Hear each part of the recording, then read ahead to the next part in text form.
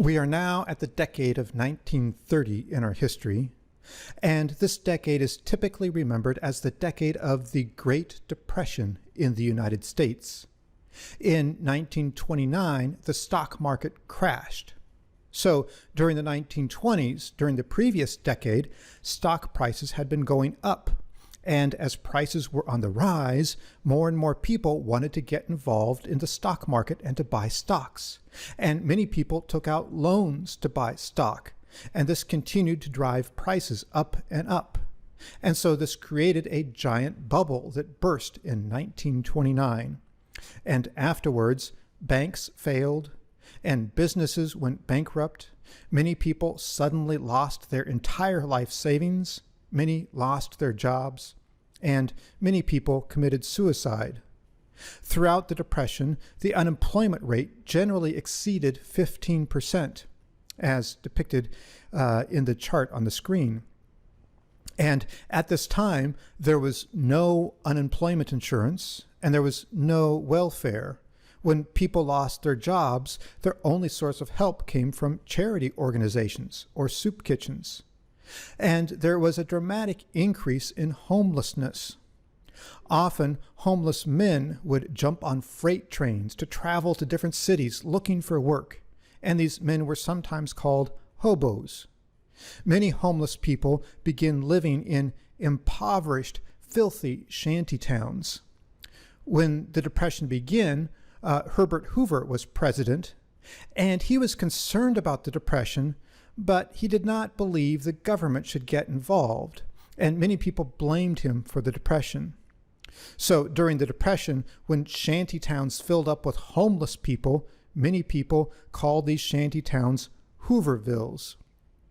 Then in 1933, Franklin Delano Roosevelt became president, and he instituted a program called the New Deal, which was a plan for the government to take action to address the Depression. So the government created many new programs, such as the Civilian Conservation Corps, that provided jobs to many people. Another part of the New Deal was the establishment of Social Security and the establishment of unemployment insurance and welfare benefits. In spite of these programs, however, the Depression continued throughout the decade of 1930. The picture on the screen is a famous picture of a woman named Florence Thompson. She was a mother and a migrant farm worker looking for work in California, but not finding any work. The picture was taken by Dorothea Lange, who was a photographer working for a New Deal program that paid photographers to document the Depression. This was also the decade of the Dust Bowl across the Great Plains of the United States. So during the previous decade, there had been a surge in farming on the western prairie lands around Oklahoma and Texas and Kansas. And this was made possible by several years of unusually high rainfall, and also farmers now had access to gas-powered tractors and mechanized farm equipment that made their work more efficient. For several years, there was a high demand for wheat, and prices were high, and this made it possible for farmers to make a good profit growing wheat on the Great Plains. So, by plowing ever more acres of the vast prairie land, farmers removed the dense root systems of the prairie grass that held the soil in place, and they exposed the broken ground to the elements of nature.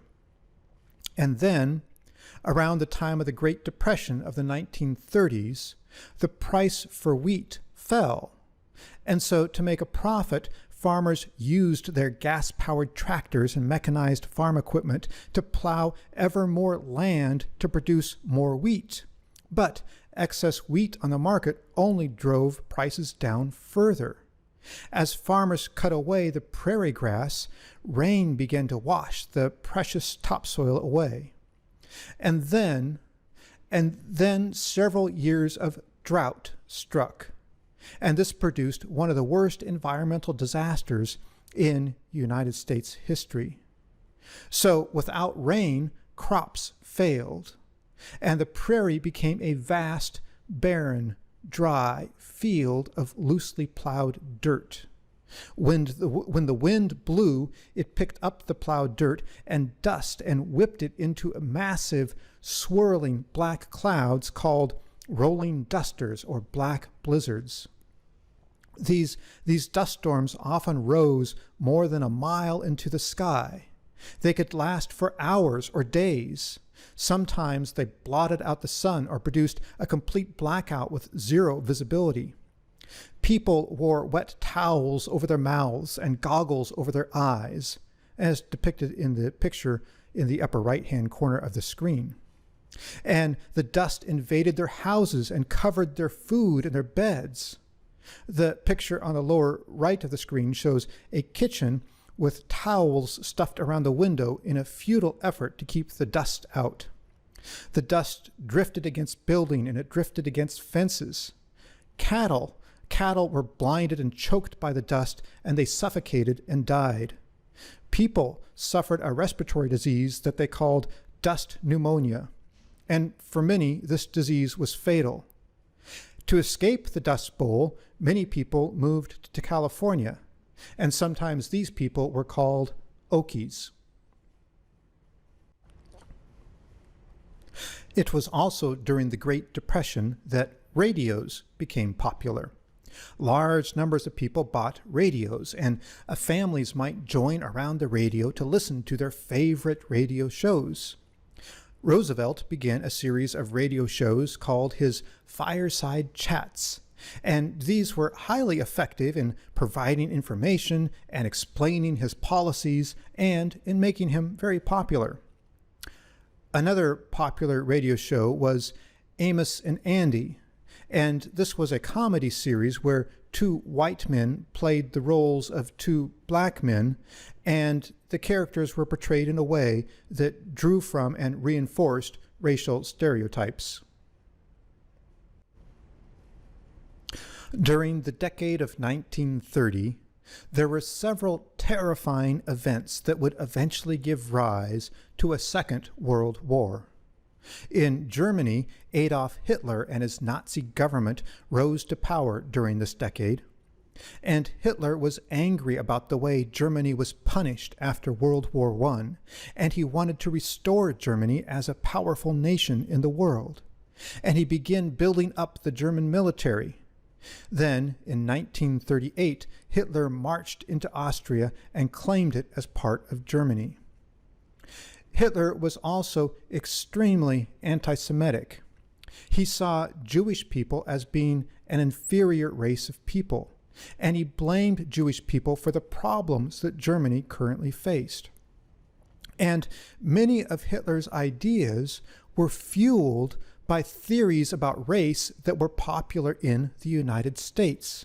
This included the theory that the Nordic race was a superior race, and ideas drawn from eugenics that society will improve if superior people have babies and if inferior people are prevented from having babies.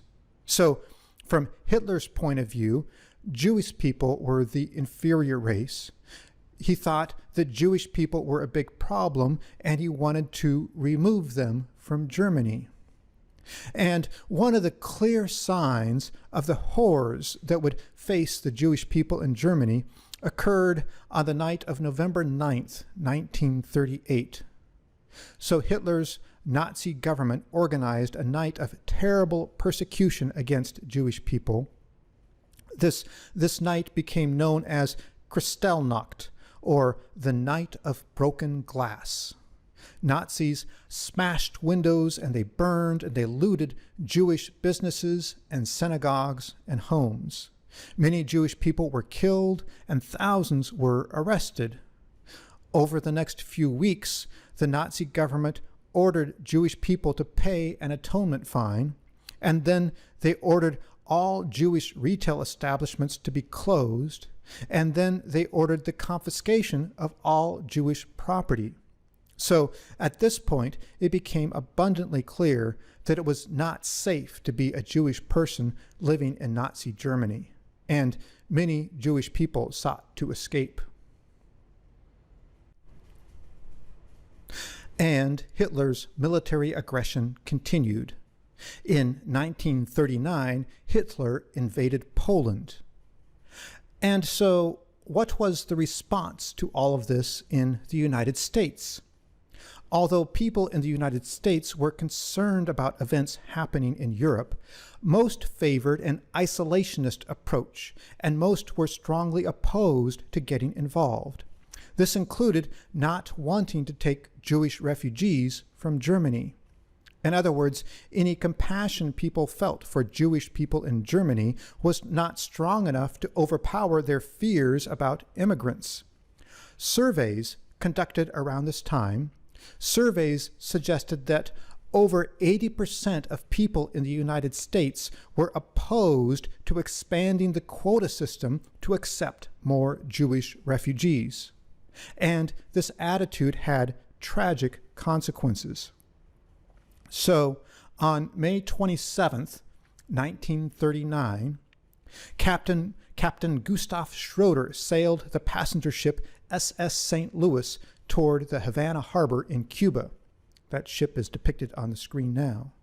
And on board the SS St. Louis were 930 Jewish refugees who were fleeing from Nazi Germany.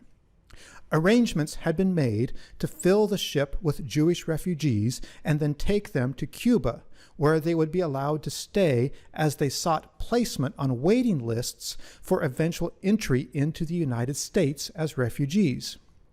However, when the ship full of refugees arrived at Cuba, Cuba changed its policies and did not accept the refugees. And so Cuba did not allow the ship to dock, and Cuba forced the ship to turn away. So then Captain Schroeder sailed for Florida in hopes that the people of the United States might have mercy and show compassion. And the ship came so close to Florida that passengers could see the lights of Miami. And Captain Schroeder pleaded with the U.S. government. He pleaded with the United States government to allow the ship to dock. But these pleas were in vain. Due to that quota system, and due to popular sentiment against accepting refugees, the ship was not allowed to dock. The United States Coast Guard trailed the ship to ensure that if passengers tried to jump, they would be returned to the ship. Eventually, the ship was forced to return to Europe. Some refugees eventually entered Britain, but most were distributed to other European countries that soon fell to Nazi rule. So it's likely that most passengers aboard the SS St. Louis eventually perished in the Holocaust.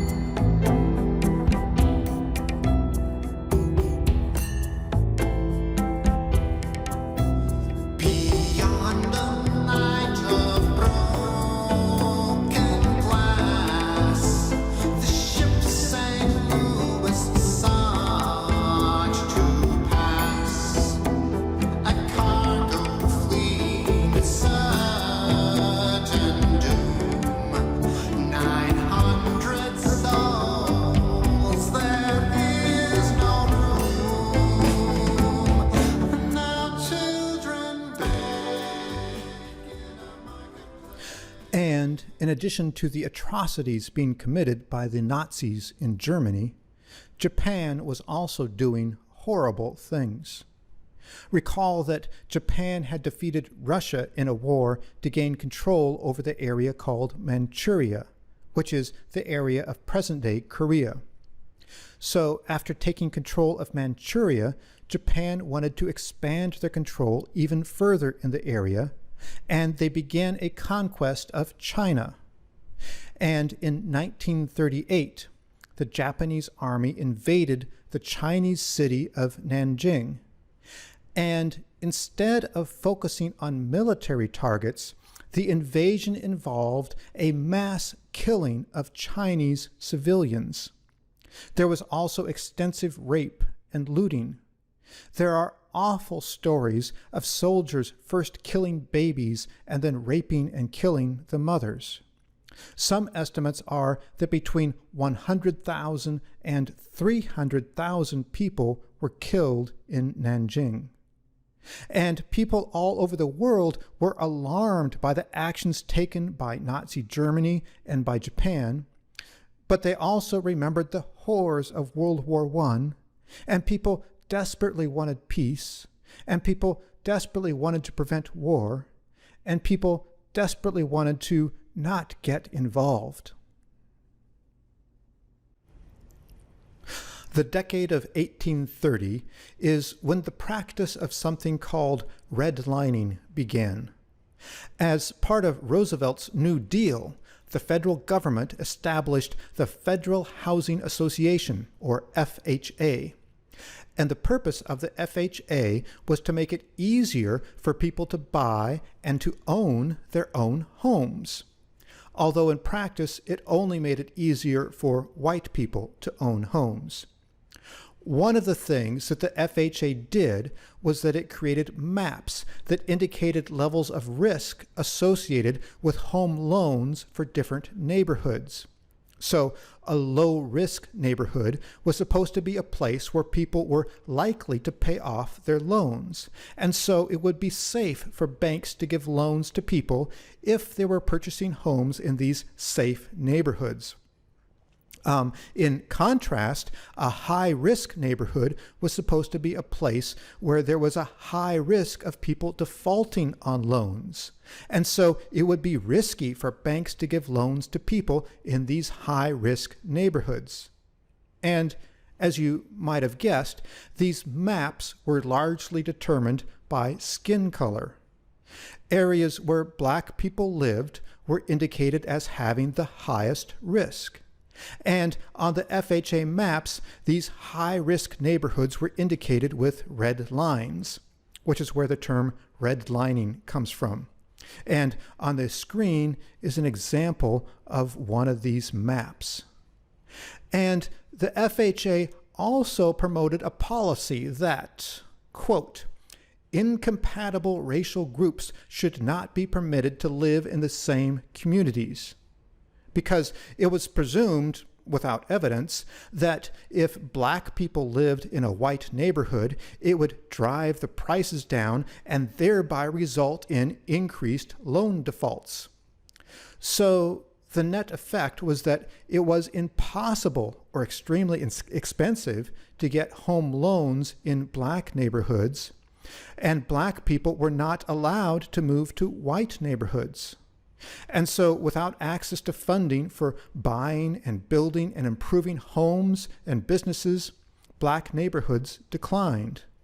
Because home ownership was a key way that people accumulated wealth and passed it on to their children, this limited the ability of black people to accumulate money. Now, eventually, the Civil Rights Act of 1968 made housing discrimination illegal. Of course, it did not eliminate discrimination, and it did not by any means ameliorate the effects of 3 decades of overt housing discrimination. In the history of research in medicine and in psychology, one of the most important research studies to know about is the Tuskegee, Alabama study of syphilis in the untreated Negro male, which began in 1932. This study is important not because it advanced scientific knowledge in any way, but rather because of how cruel it was. Today, it is probably one of the most widely cited studies that illustrates the importance of having established ethical standards for research. And it is also an important story in the history of racism in the United States. It began with a racist theory about differences between black people and white people, and it was implemented with a racist disregard for the value of the lives of black people. So the study involved an investigation of the effects of syphilis. And researchers believed that syphilis had different effects on black and white people. They thought, at the time, it damaged the neurological systems of white people, but thought that black people had underdeveloped brains, and therefore, according to their theory, syphilis would bypass the brains in black people and instead damage their cardiovascular system. And so one reason for the study was to test this hypothesis, to test this racist idea about there being differences between black people and white people in the effects of syphilis. And so they wanted to conduct a long-term medical testing study where they did long-term medical testing on a group of black men with syphilis to see how the disease progressed. And the ethical problems with the study were extensive. They used lies to enroll participants. They told participants lies about their medical condition. They administered painful, dangerous, and unnecessary procedures under the guise of delivering medical treatment. And eventually, when penicillin was discovered to be an effective treatment for syphilis, they prevented participants from learning about it. So, to enroll participants in the study, black men were told that it was a project that provided free medical treatment for something called bad blood. And researchers identified and enrolled 400 black men with syphilis and 200 black men without syphilis to serve as a control group. And the men with syphilis were not told that they had syphilis, and they were never given any information about the disease. Instead, they were told that they had something called bad blood, and they were deceived to believe that they were receiving medical treatment. And so men were given periodic physical assessments, and they were told they were being treated. Many were subjected to a spinal tap, and many agreed to have autopsies performed on their bodies when they died. And then the next decade, in the 1940s, penicillin was discovered to be an effective treatment for syphilis. But the black men in the Tuskegee study were not told about this, and they were not treated. Researchers actually took steps to prevent the men from being treated. Eventually, more than a fourth of the participants died from syphilis or from complications related to syphilis. In addition, at least 40 of the wives of the participants contracted syphilis, and 19 of their children were born with congenital syphilis. And the study ran for 40 years, and it was not stopped until 1972.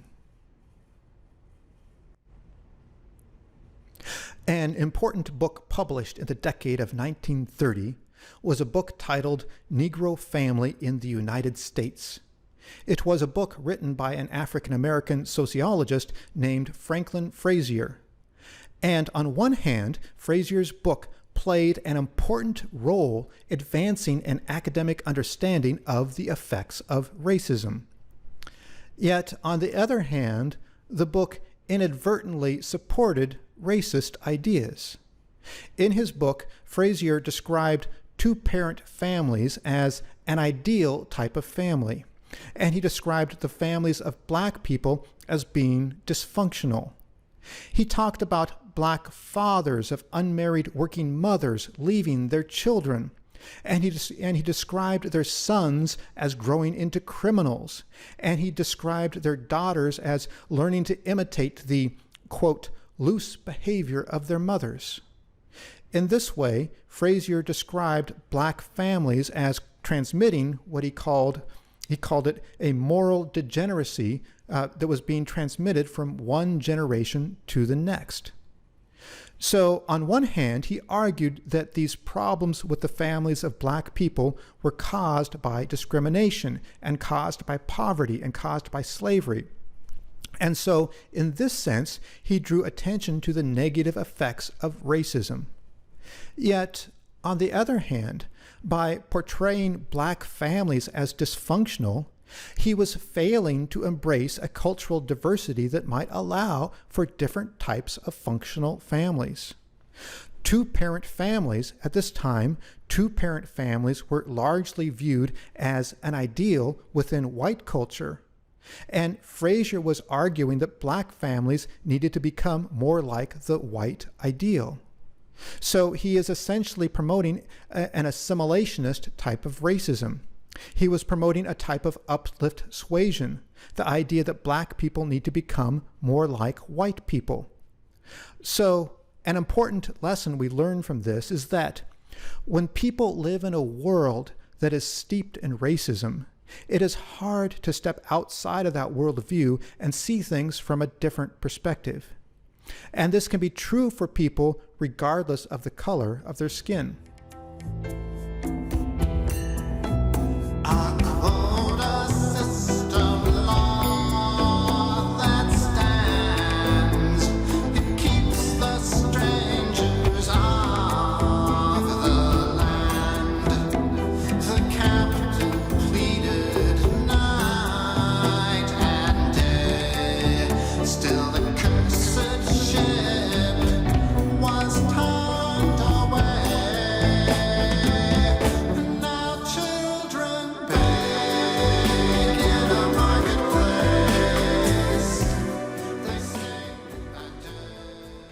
Another important book published in the decade of 1930 was a book titled Behavior of Organisms. It was written by a white psychologist named B.F. Skinner. And at this time in history, behaviorism had become a dominant and established theory in psychology in the United States. And there were several prominent behaviorist psychologists.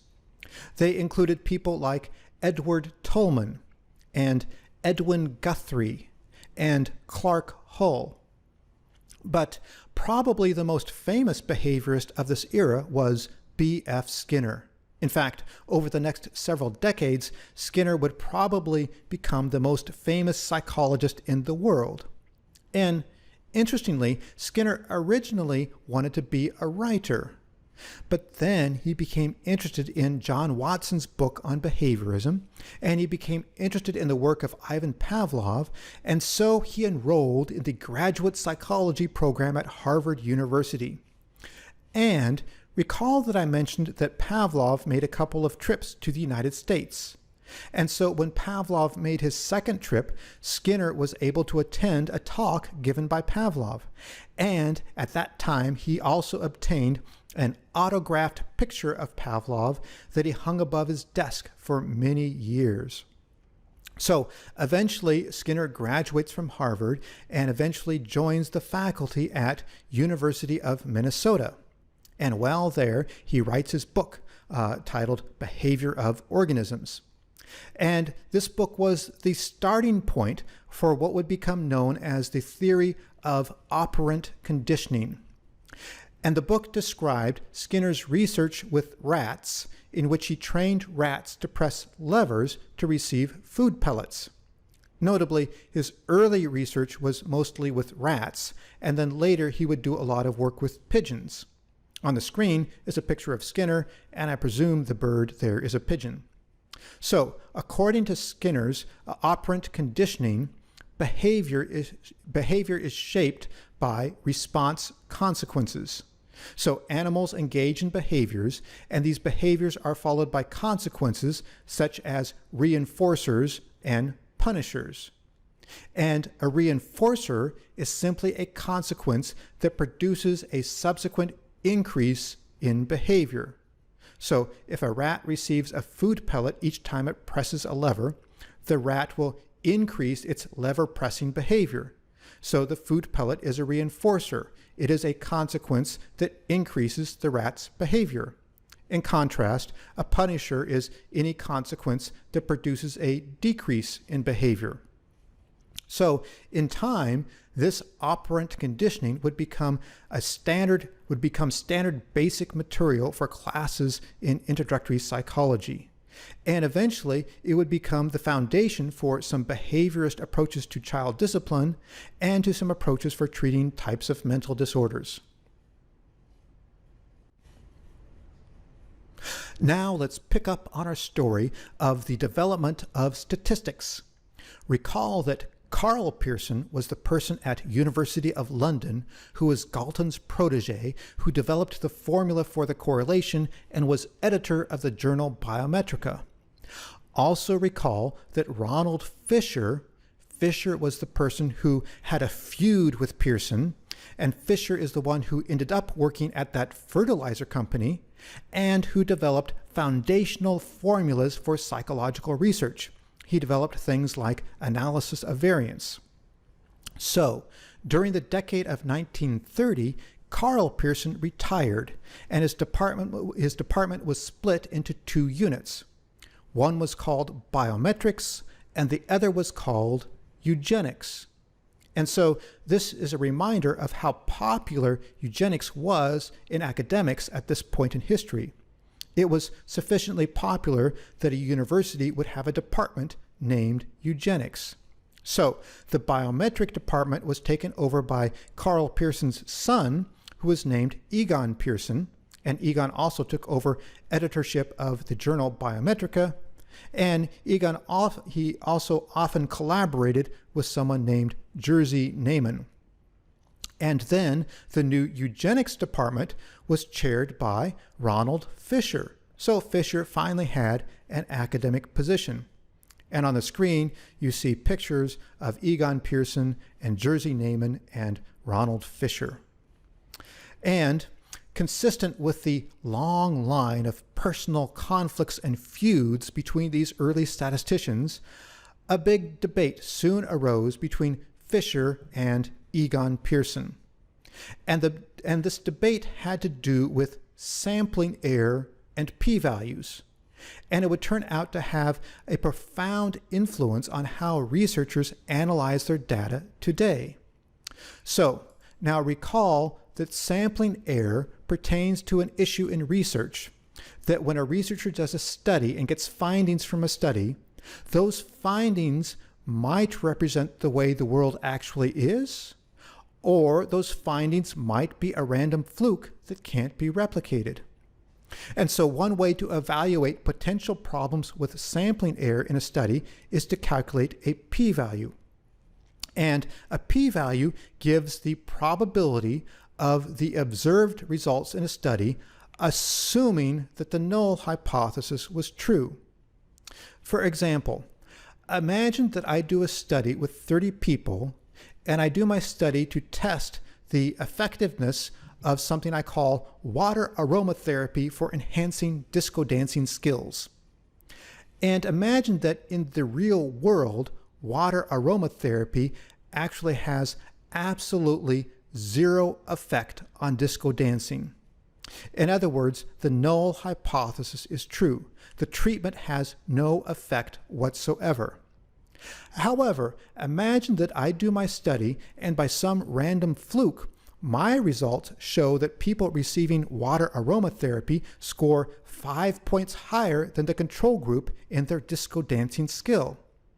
So now the p-value tells me the probability of this happening. The p-value tells me what's the probability of getting this 5-point difference that I observed between groups in my study. What's the probability of getting that difference if, in fact, my results were entirely a fluke and the real world benefit of water aromatherapy is absolutely zero? In other words, the p-value tells me the probability of my results if the null hypothesis is true. And this p-value is especially useful because it gives researchers important information about the extent to which results from a study can be trusted. The debate between Fisher and Pearson had to do with how p-values should be used. And because Pearson often published with Jerzy Neyman, this debate is typically described as involving a difference between Fisher's approach to p-values and the Neyman-Pearson approach to p-values. So, with Fisher's approach, the focus was on the null hypothesis. That is, the focus was on a possibility that in the real world, the effect of something is absolutely zero. For example, it would be the hypothesis that water aromatherapy has absolutely no effect whatsoever. And as I just mentioned, the p-value tells me the probability of getting the results I got from a research study if, in truth, the null hypothesis were true. And this is exactly how Fisher used a p-value. For Fisher, the p-value simply indicates the likelihood of the observed data if the null hypothesis is assumed to be true. And from this perspective, then, a p-value is something that can range on a continuum from low to high.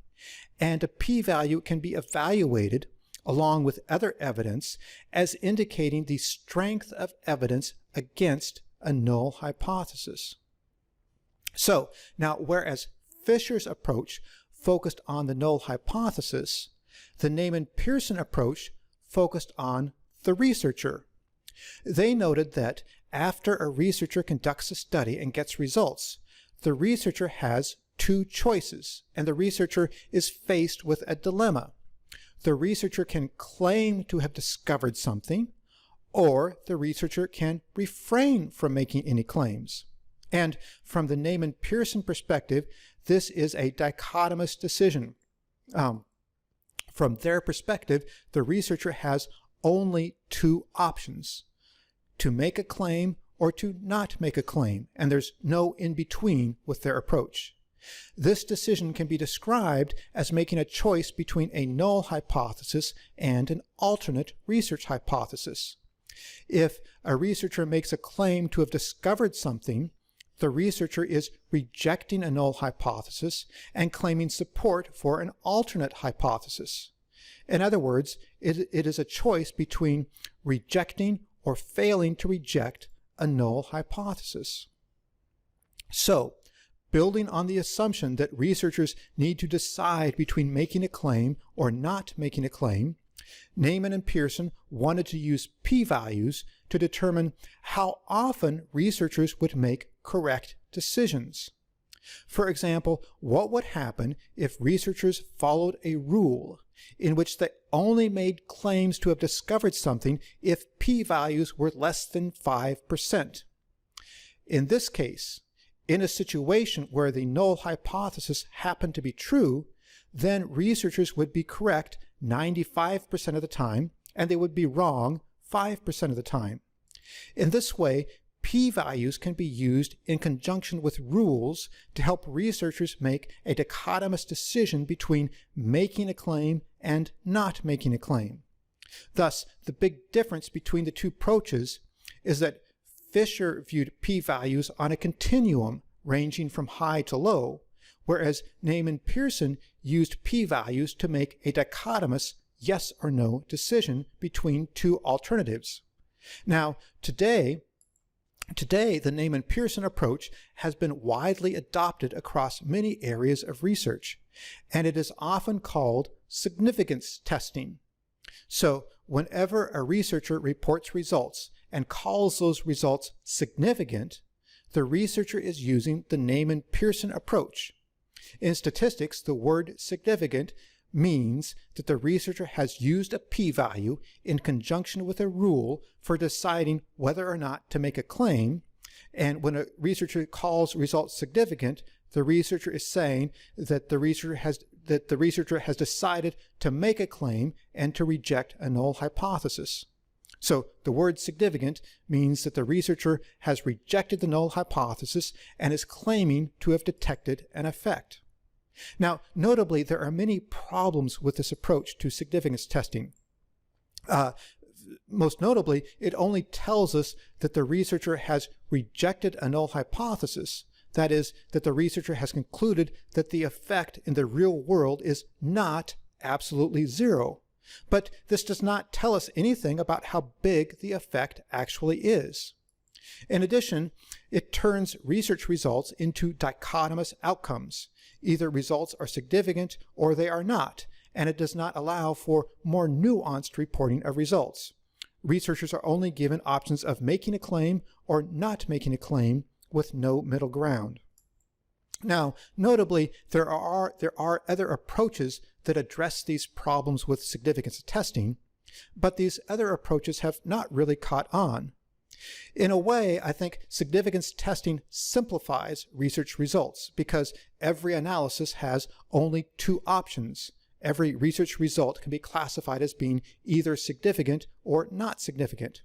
And I suspect that this simplicity is part of what makes significance testing popular. But today, in fields of psychology and medicine, significance testing is taught in almost every introductory statistics class. And it is widely used in almost every study and reported in almost every academic journal.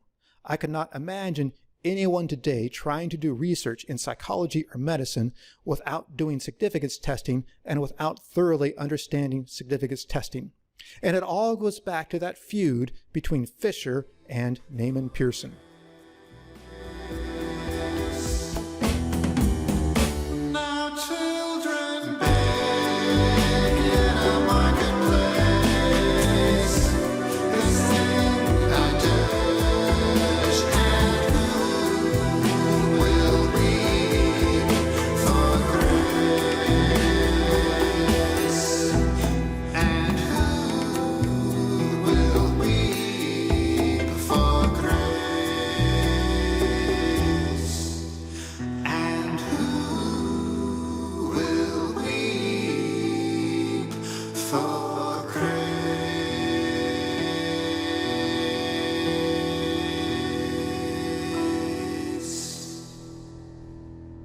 Now let's take a look at the status of clinical psychology.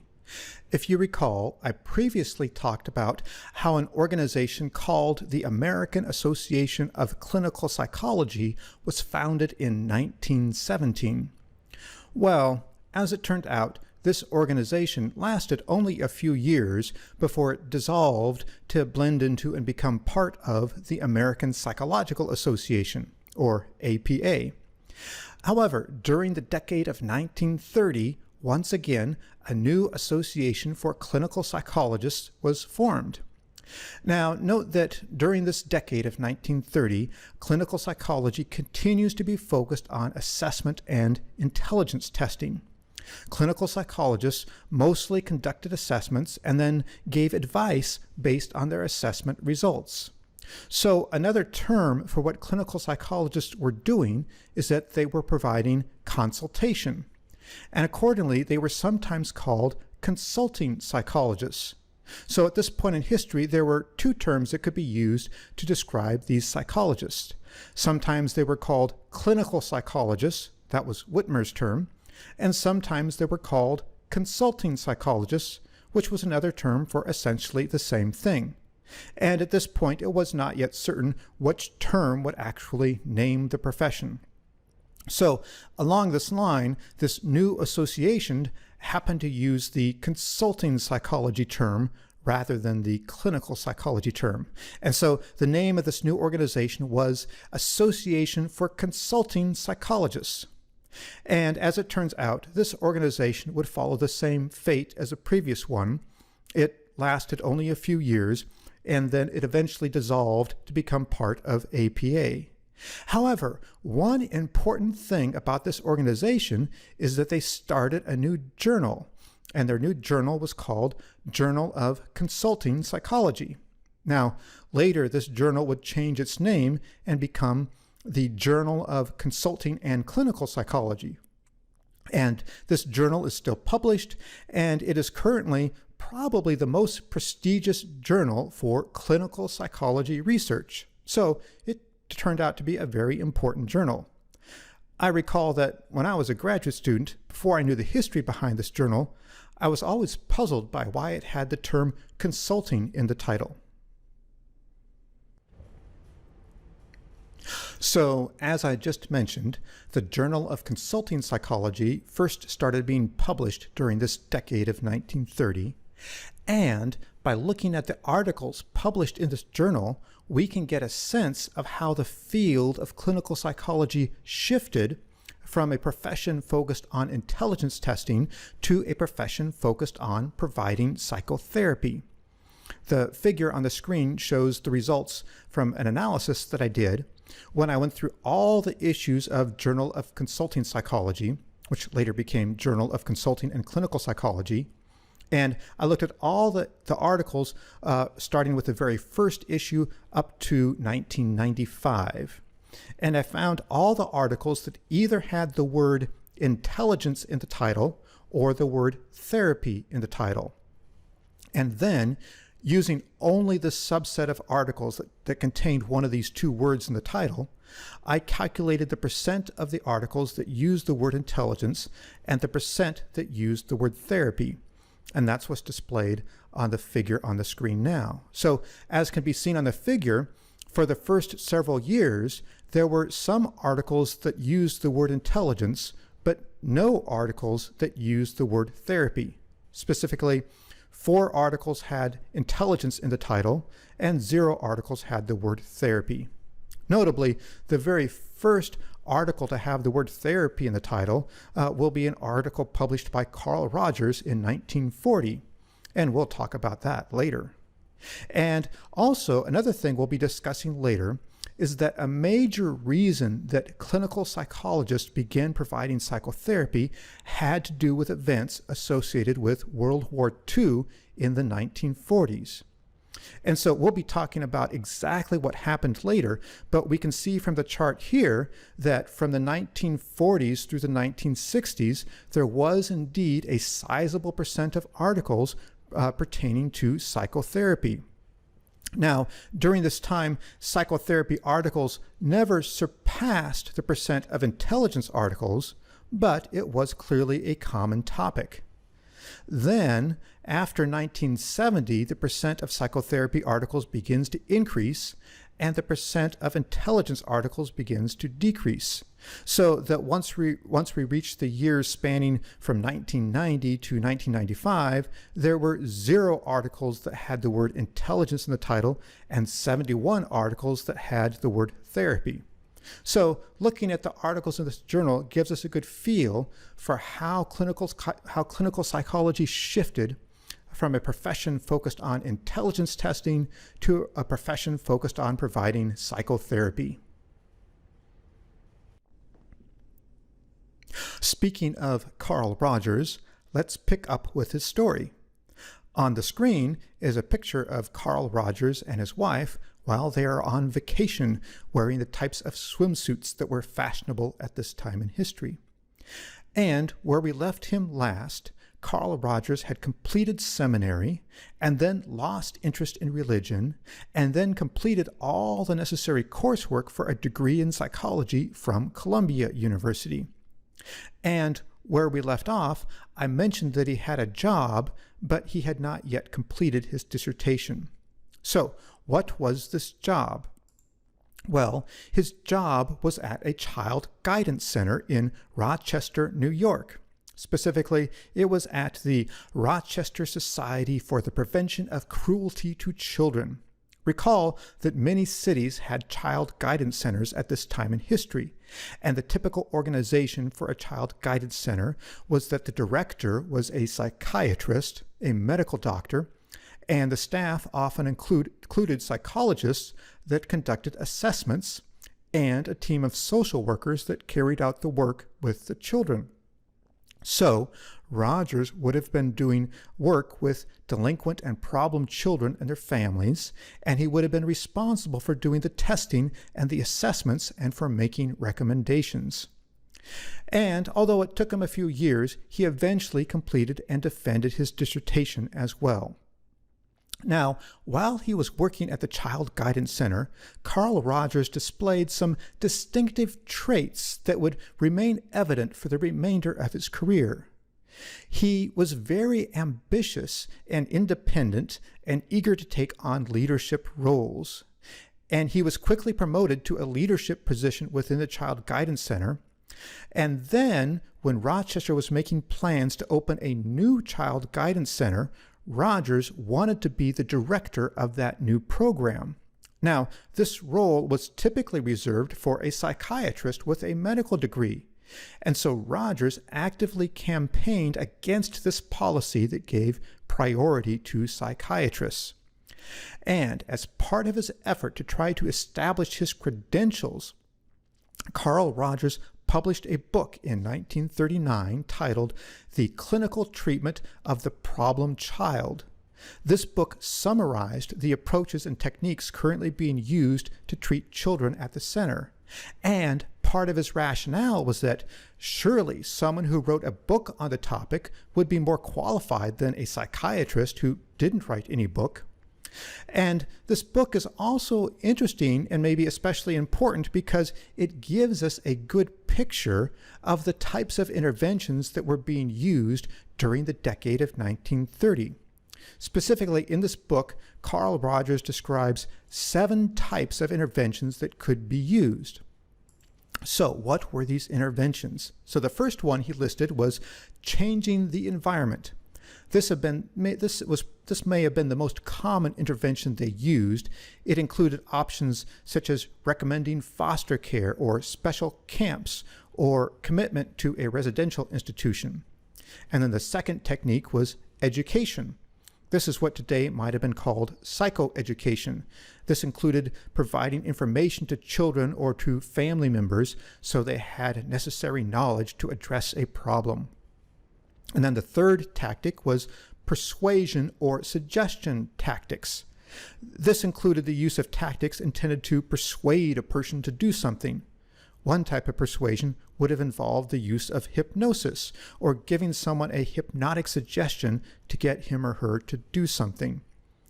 Notably, Rogers clearly disliked this tactic. He did not like trying to persuade clients to persuade them into doing things. And then, so what do we have? Number 4 on our list is psychoanalysis. This involved the use of Freud's techniques. In general, Rogers did not see this as very practical. He thought the theory was unnecessarily complex, and he was concerned by the fact that people using this technique did not use any type of measurement to test their outcomes. And so, number 5 on our list was interpretive therapy. I presume this overlaps with psychoanalysis to some degree. It includes any approach where the therapist provides the child or a parent with an interpretation of his or her motives or behavior. For example, a therapist might say, "Well, you're mean to your dog because you're angry with your father," would be an example of an interpretation. And then number 6 on our list is release. This is similar to catharsis. In the context of interventions with children, it includes a type of play therapy where children were allowed to release their emotions through play. In other words, it's a type of play therapy where children were encouraged to express their emotions. And then finally was something Rogers called neo-Freudian relationship therapy. And I'll say a little more about that on the next slide. As I have mentioned previously, there were many people who started off as followers of Freud and then eventually broke with Freud to create their own theories of psychotherapy. This produced many different psychodynamic approaches to therapy. Some of these psychodynamic approaches focused on the interpersonal relationship that is formed between a therapist and a client. This is what Rogers called neo-Freudian relationship therapy. And Rogers especially liked these approaches. And later, when Rogers develops his own approach to psychotherapy, he will be clearly influenced by these psychodynamic relationship therapy approaches. And one person that Rogers especially liked was a psychodynamic therapist named Otto Rank. So Otto Rank began as a disciple of Freud, and on the screen is a picture from the 1920s when Otto Rank was part of Freud's inner circle of psychoanalysts. And Otto Rank is standing on the left in the picture behind Freud.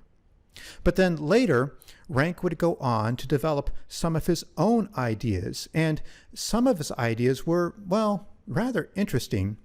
For example, he had ideas about how birth trauma can influence personality. In other words, he thought that a baby's experience of going through the birth canal would influence that baby's later personality. He also had theories about how an infant has a sexual attachment to his or her mother's breasts.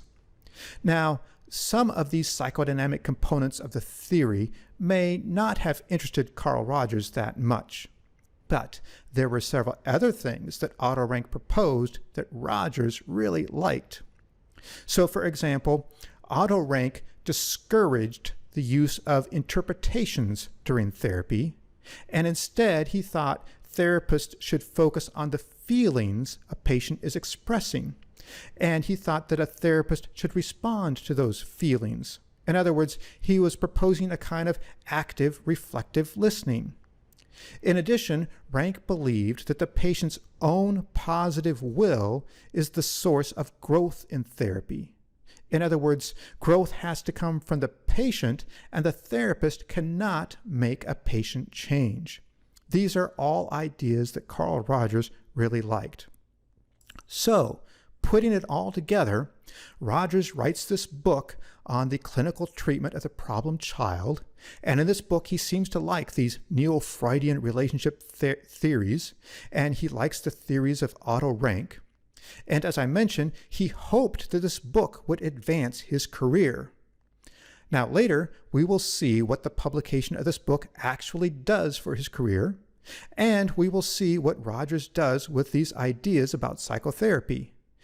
And we will see how, along the way, he engages in some rather unethical behavior as well.